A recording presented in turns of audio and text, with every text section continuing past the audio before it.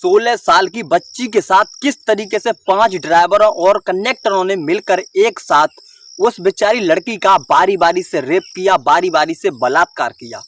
वो बेचारी चीख रही थी, चिल्ला रही थी, लेकिन जब भी वो चिल्लाती चीखती थी, अपने आप को बचाने की कोशिश करती थी, एक दो ड्राइवर उसको पकड़ लेता था और बारी बारी से रेप कर रहे थे। उस बेचारी की कोई भी मदद नहीं कर रहा था और साथ में उससे कह रहे थे, अगर तुम हमको ऐसा नहीं करने दोगी तो पटियाला में हम आपको नहीं पहुंचाएंगे। दोस्तों, यह कहानी है देहरादून की। दिल्ली से देहरादून के लिए जो बस चलती है, जो रोडवेज बस चलती है, उसके ड्राइवर और कंडक्टर ने मिलकर दिल्ली से उस लड़की को देहरादून ले जाते हैं और देहरादून ले जाने के बाद उसको बहला फुसला कर वहाँ से बैठाते हैं और वहाँ पर देहरादून में जाकर रात के करीब 12 बजे उस लड़की का 11-12 बजे उस लड़की का बलात्कार करते हैं और रेप करते हैं। और पड़ोस में एक बस और खड़ी होती है। जब उसके ड्राइवर कंडक्टर इस आवाज़ को सुनते हैं तो वो भी आते हैं और वो भी रेप करने की मांग करते हैं और वो भी अपना हिस्सा मांगते हैं, बोलते हैं हमें भी हिस्सा चाहिए, हम भी आपने जो किया है इस लड़की के साथ वो ही करेंगे।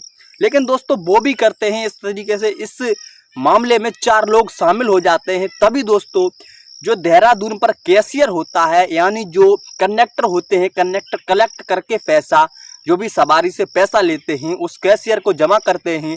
जब उस कैशियर को यह बात पता पड़ती है तो वो भी उस लड़की के साथ, उस बच्ची के साथ घिनौना कृत्य करता है। इस तरीके से पांचों के पांचों लोग उस लड़की के साथ, उस 16 साल की बेचारी लड़की के साथ में घिनौना कृत्य करते हैं, उसका बलात्कार करते हैं। दोस्तों, अभी की ये कोलकाता की बात चली रही थी, तभी अभी हमारा भारत देश इन सब कामों से दूर नहीं है, रेप करने से कतराते नहीं है। दोस्तों, वो कहीं पर भी और किसी भी लड़की का रेप कर देते हैं। दोस्तों, आज की कहानी में हम यही बताने वाले हैं।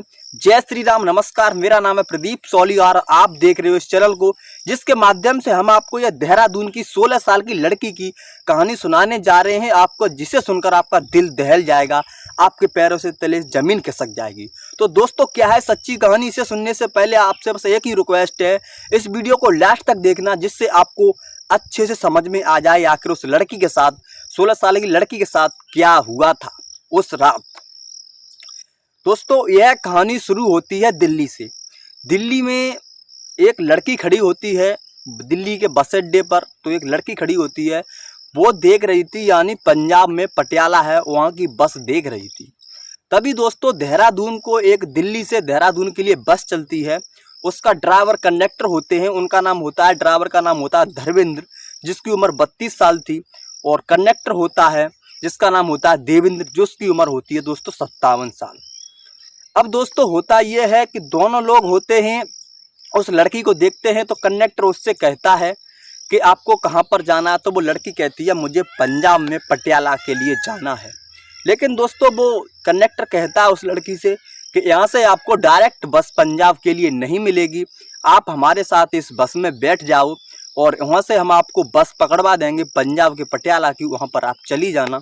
तो दोस्तों, वो उस लड़की को भी पटियाला जाना था। तो वो लड़की पहले तो मना करती है, लेकिन वो उसको बहलाते फुसलाते हैं, समझाते हैं। तो वो मात्र 16 साल की लड़की थी, उसको इतनी समझ भी नहीं थी, कि इतनी मैच्योर नहीं थी। तो वो लड़की बेचारी उस बस में बैठ जाती है। और दोस्तों, बस में बैठने के बाद में वो लड़की यानी देहरादून के लिए चली जाती है उनके साथ में। और सवारी भी बैठी हुई थी उस बस में।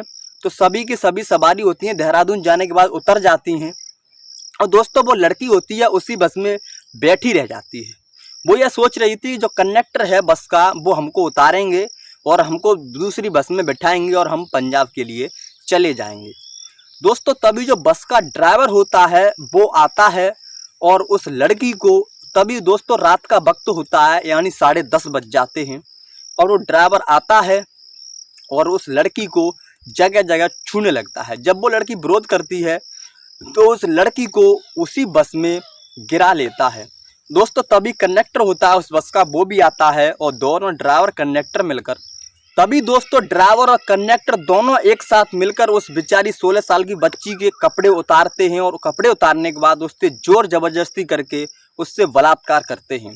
वो लड़की चीख रही थी, चिल्ला रही थी, लेकिन उसके मुंह को बंद कर लिया जाता है उस बस के अंदर और उसको धमकाया जाता है, अगर वो ऐसा काम नहीं करने देगी तो उसको मार दिया जाएगा। वो लड़की बेचारी डर जाती है और कुछ नहीं कर पाती है, वो दोनों लोग करते रहते हैं। तभी दोस्तों बगल में एक बस और खड़ी थी वहीं पर। उस बस में दो ड्राइवर बैठे हुए थे। वो लोग जब इसकी चीखने चिल्लाने की आवाज़ें सुनते हैं तो वो भी अपनी बस से उतरकर इसी बस के अंदर आ जाते हैं और बोलते हैं कि हम भी ऐसा इसी के साथ करेंगे जैसा तुमने किया है, अगर नहीं करने दोगे तो हम तुमको पकड़वा देंगे। तो दोस्तों वो भी कहते हैं आप भी आ जाओ, पहले आप भी कर लो। तो दोस्तों वो भी दोनों ड्राइवर आते हैं बस के अंदर और वो भी उस लड़की बेचारी के साथ मदद करने की कोशिश तो नहीं करते हैं, बल्कि उसके साथ वो भी घिनौना कृत्य यानी बलात्कार करते हैं। उस बेचारी के साथ बारी बारी से सभी लोग करते जा रहे थे। अब दोस्तों ऐसा करीब 1-1.5 घंटे ऐसा चलता है। अब दोस्तों लगभग रात के 12 बज जाते हैं। अब दोस्तों 10:30 बजे से 12 बजे तक उस लड़की के साथ, बेचारी के साथ ऐसा ही करते हैं। उस लड़की की मानसिक स्थिति थोड़ी खराब सी हो जाती है। दिल्ली से देहरादून के लिए बस चलती है, उसका कंडक्टर होता है धर्मेंद्र। वो कहता है मैं अभी आता हूँ और पैसे जमा करके, और तब तक तुम लोग इसके साथ ऐसा करो। दोस्तों वो जाता है और जहाँ पर जो कैशियर होता है उस बस स्टैंड के अंदर, उसके पास जाता है और पैसा देता है। तो कैशियर कहता है इतनी देर क्यों हो गई, आपकी बस तो लगभग 10:30 बजे आई थी और आप डेली कैश जल्दी जमा कर देते थे, आज इतनी लेट क्यों आए हो। दोस्तों जो कैशियर था उससे सवाल पर सवाल किए जा रहा था। तब जो कंडक्टर था वो ढंग से जवाब नहीं दे पाता है और वो बात बताता है, कहता है साहब अगर आपको कुछ चाहिए तो बताइए। तब कैशियर कहता है क्या देने की बात कर रहे हो। तब वो कहता है एक लड़की है हमारी बस के अंदर, अगर आपको उससे मिलना है तो बताइए, हम आपको भी मिलवा देंगे। तो दोस्तों जो कैशियर होता है पैसे किसी और के हाथ में देता है और कहता है मैं थोड़ी देर में अभी आता हूँ, थोड़ा सा काम है। और वहाँ से उस कंडक्टर के साथ जाता है और उस बस के अंदर देखता है तो उस लड़की के साथ पहले से ही 3 लोग कर रहे थे। तभी दोस्तों वो जो ड्राइवर थे वो कहते हैं साहब पहले आप कर लीजिए, उसके बाद में हम कर लेंगे। दोस्तों वो कैशियर भी उस लड़की की मदद करने की बजाय उसके साथ में बलात्कार करता है। जब उसका मन भर जाता है तब वहाँ से वो चला जाता है। और दोस्तों फिर उसके बाद में जो दोस्तों कंडक्टर एक था और 3 ड्राइवर थे वो भी उसके साथ वही बलात्कार फिर से करते हैं। दोस्तों तभी एक व्यक्ति और होता है वहीं पर आ जाता है कहीं से, वो भी यह चीखने चिल्लाने की आवाज़ सुनता है। तो दोस्तों वो भी पुलिस को फ़ोन करने की बजाय, उसकी मदद करने की बजाय उस बस के अंदर आता है और बोलता है मुझे भी ये सब करना है, मैं भी यही सब करूँगा। तो दोस्तों वो कहते हैं आप भी कर लीजिए। तो वो भी उस लड़की के साथ में यह सब घिनौना कृत्य करता है। अब दोस्तों उस लड़की को, बेचारी लड़की को उसके बाद में सब लोग कर लेते हैं। वो ड्राइवर होता है देवेंद्र उस लड़की को अपनी बस से उतारता है और जो वार्ड नंबर यानी 12 होता है उस पर जाकर छोड़ देता है। वहाँ पर दोस्तों एक गार्ड साहब थे। जब उनकी गार्ड साहब की नज़र उस लड़की पर पड़ती है तो वो देखते हैं उस लड़की को, कुछ उनको शक होने लगता है। ऐसा है उनको कि देखने में लड़की बहुत ज़्यादा खूबसूरत है, लेकिन इस लड़की के साथ कुछ अच्छा नहीं हुआ है, कुछ ना कुछ इसके साथ गलत हुआ है। इस लड़की की देखने में हालत कुछ ऐसी लगती है, उनको कुछ शक होने लगता है। दोस्तों वहीं पर एक व्यक्ति होता है जिसका वहीं पर छोटी सी दुकान थी, वो मैगी बना रहा था। दोस्तों तभी जो गार्ड साहब होते हैं उस लड़की को देखते हैं तो उससे पूछने की कोशिश करते हैं, लेकिन वो लड़की कुछ भी नहीं बताती है। और गार्ड साहब क्या करते हैं, चाइल्ड हेल्पलाइन नंबर होता है 109, उस पर कॉल करते हैं। और चाइल्ड लाइन हेल्पलाइन नंबर की जो महिला पुलिस होती हैं और जो पुलिस होते हैं वो सभी आते हैं, उस लड़की से पूछताछ करने की कोशिश करते हैं, लेकिन लड़की कुछ भी नहीं बताती है। उसकी दिमागी संतुलन कुछ अच्छा नहीं था और लड़की थी दोस्तों वो। उसके बाद में उस लड़की को अस्पताल ले जाया जाता है, उससे वहाँ पर खाना पीना, उस थोड़ी बहुत दवा लगाई जाती है और खाना पीना भी खिलाया जाता है। तो अगले दिन दोस्तों 14 अगस्त को वो लड़की जो होती है सारी सच्चाई बताती है। उस लड़की से दोबारा से जो महिला अधिकारी होती हैं पूछने की कोशिश करती हैं, तब वो बताती है कि जो देवेंद्र और धर्मेंद्र, उन दोनों का मैंने नाम सुन लिया था, वो उस बस में थे और दिल्ली से देहरादून के लिए बस आती है और वो हमको दिल्ली से लेकर आए। और दिल्ली से लेकर आने के बाद में, देहरादून में आने के बाद में उन्होंने हमारे साथ में गलत काम किया। और उसके बाद में एक और बस के ड्राइवर कंडक्टर थे, उन्होंने भी मेरे साथ गलत काम किया और न जाने 4-5 लोग मिलके एक साथ में बारी बारी से मेरे साथ गलत काम किया है। दोस्तों वहीं के यानी देहरादून के पुलिस स्टेशन के जो अधिकारी होते हैं जो एसएसपी होते हैं, फिर उनको जानकारी दी जाती है, तो वो उस लड़की को वहाँ पर लेकर जाया जाता है। जब उस लड़की को वहाँ पर लेकर जाते हैं तो उनको वो लड़की सारी सच्चाई बताती है कि उसके साथ में कहीं ना कहीं गलत काम हुआ है। उस लड़की के साथ में 5 लोगों ने नहीं बल्कि 6 लोगों ने रेप किया है। जब यह बात वो सुनते हैं तो दोस्तों उस लड़की को अस्पताल में भेज देते हैं दवाई के लिए, और वो 5 टीम गठित करते हैं, अपनी टीम गठित करते हैं। और टीम गठित करने के बाद में जो देहरादून के सीसीटीवी कैमरे होते हैं उनको खंगाला जाता है। उस लड़की को जो व्यक्ति वार्ड नंबर 12 पर लेकर आया था उसको भी चेक किया जाता है, तो वो और कोई नहीं देवेंद्र होता है। और देवेंद्र धर्मेंद्र का नाम बता रखा था। तो जो दिल्ली से देहरादून के लिए बस चलती है उसकी जानकारी की जाती है, उसकी पुष्टि की जाती है। तो दोस्तों ड्राइवर और कंडक्टर को दोनों को गिरफ्तार कर लिया जाता है।